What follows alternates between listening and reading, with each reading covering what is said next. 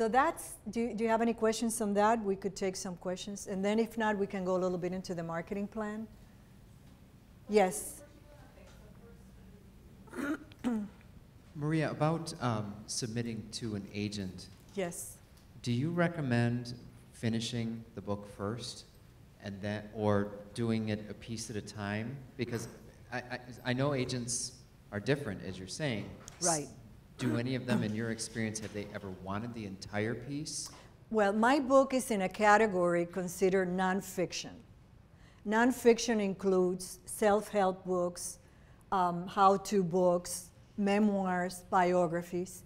If you're doing a novel, you may need to finish the novel. Maybe not to the best, but I think what I've read so far, reading what agents want, if you are writing a novel, they tend to want the manuscript. If you're working on a nonfiction book, they don't want more than 1 or 2 chapters. Okay? All right. Mine is more of a comment. When you were talking about having other people kind of review what you write and give you feedback.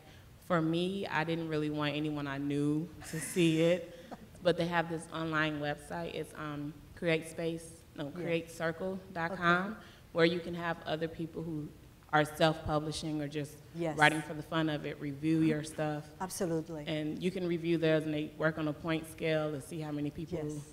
So I just That's found a good helpful. point, yes. And I didn't mention that, and it's true. You can go to a creative group, a workshop, or someone online where you can share your work.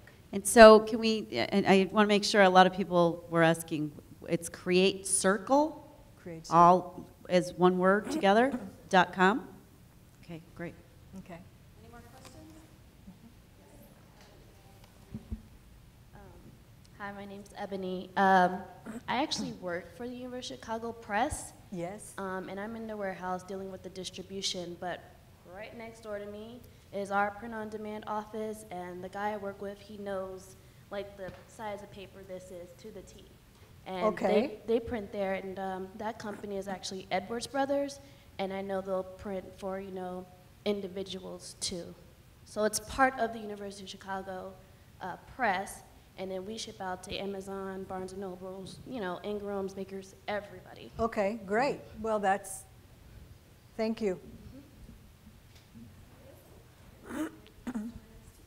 Can you talk a little bit more about how you did your market research?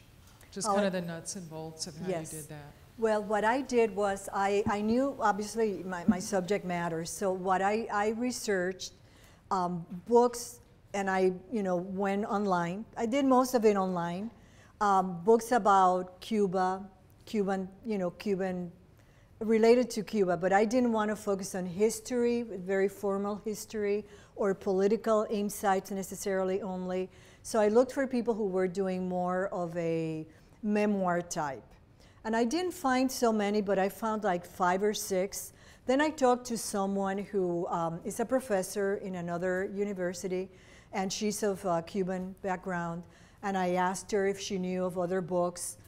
She also told me to go beyond Cuba and then look at other Caribbean or, stories that were similar from other Latin or Hispanic writers who may be focusing on their own memoirs. And I did that. So I found 3 or 4 or 5, and I read about most of them just to see how they did it, how they approached the subject. Then through Amazon, I found, I found a guy called, who has a book called Aiming at Amazon. And he used to have a ranking of sales of the books, but now I can't find that anymore. So I was able to find the sales ranking of these books. And some of them were good, some were not as good. So I don't know how you go about doing that, but I also went to bookstores just to see the displays of memoirs and the categories. And then what I decided to do was just focus on the memoirs that related more to either Cuba or the Caribbean. My question had to do with photography, and how are any of these publishers more capable or less capable of printing quality photography? I did not use photography, but they do accept photography, and they also do cookbooks. I don't know the quality of the cookbooks. I haven't bought one through print on demand. What I hear in general is that the quality is not as good as a book that is published the traditional way, but it's still good enough. But if you're doing a book that is, which the photography is so important, I think you would, to be honest with you, I would research a little bit farther. Or further to see, and then maybe talk to someone like she was saying at the University of Chicago, they do print on demand. So who knows what the quality is there? I mean, I know you do academic books and all types of books. The quality is really, really good. So and the quality is good. Right, it's really good. Good. Well, I needed to ask somebody else because I didn't use photography. Hi, my name is Cheryl Carr, and I would like to know what is the range of some of the costs of these packages Sure. with these POD firms? Right. Well, what I did with Lulu, and I didn't go to, as I said, CreateSpace is supposed to be a little bit less expensive than Lulu.com. The package that I bought was about $600, and that included the formatting, the cover design, the editing, putting everything in the final stages. I had to review everything. Had a few reviews included in the package. The person who bought a la carte, I know that he paid about $100 for one product and about $150 for the other. So it's different if you want distribution, for instance, distribution to Amazon.com and to Lulu, it's free. But if you want to go beyond that, you pay about $75. You know, if you want to go to Baker and Taylor, Barnes and Noble, Lightning Source. So more or less, now, having said that, they also have marketing packages that could be $3,000. And I said, what does this include? Well, it includes doing a news release, writing a press release, news release, giving you a list of people, contacting the people for you, doing, I don't remember what else, not a website. So it was just giving you like access to media. And I said, well, I'm going to go to the literary marketplace and get the access myself. But I had the time. And I know how to do the press release and to do a query, a cover letter, and address the radio stations or the newspapers and then follow up with a call. But if you don't know or don't have the time, they do have the marketing packages. I found them a little expensive. Now, how effective was the distribution going through that? Through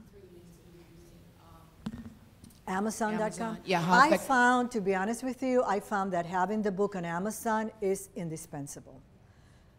It's like, and I was talking to someone else, I mean, I would have loved for people to go to my website, which I actually did with Lulu, and have everybody buy it there, because I would have gotten more money, per copy. But even friends of mine said, you let me know when the book is in Amazon.com and I'll go buy it there. And that's what they did. And I said, okay, well, what can I do? If they're buying the book, they buy it wherever they want to. And I made less money, so.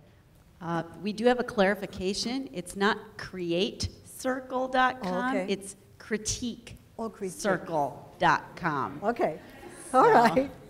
And Maria, all of these questions and the great information you're providing reminds me that, similar to, I do business planning with clients because they want someone to kind of take over figuring this stuff out.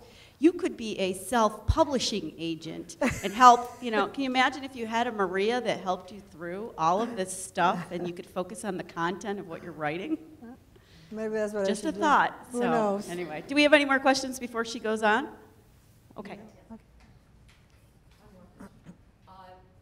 How does this relate to ebook publishing? Are Yeah. same venues who format the book for print publishing also, are they, how do you I took some notes on ebooks because I didn't do an ebook, but I do have my book as a download, so people can either buy it, have the physical copy of the book, or just download it, and then that's less money. Ebooks, and again, maybe some of the universities and the publishing places are looking at that now. It's just a different format. So if your book is in the manuscript that is final, and you want to do it in ebooks, I know that you can do it through lulu.com. They have ebooks. So it's just a matter of what they're saying here is it's like a PDF, and what are the gadgets that read the ebook? So it's at an iPad or something else like that, right? Or Kindle. So it's just the format. It could be a PDF, but it's also a format that most of these gadgets accept, and that is called the EPUB, P-U-B format. Okay?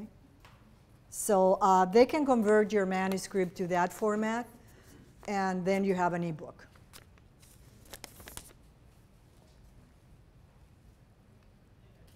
All right, so if we don't have any, you have a question? No more questions, then we'll talk a little bit about marketing, because again, like with anything else, you can write the book. Marketing is very hard, marketing the book. It's just, it takes a lot of time. And I didn't buy a package, a marketing package, so I don't know how efficient they would be. But it is very time consuming to do marketing. You do have to have a plan. Obviously, what are your goals with a book? And some people want, like I know someone who wants to do a book just as a credibility. They don't care if the book sells a lot or not. So they're self-publishing. They want to have it for their specific audiences, clients, when they do talks, etc. Other people want to do a book and sell it.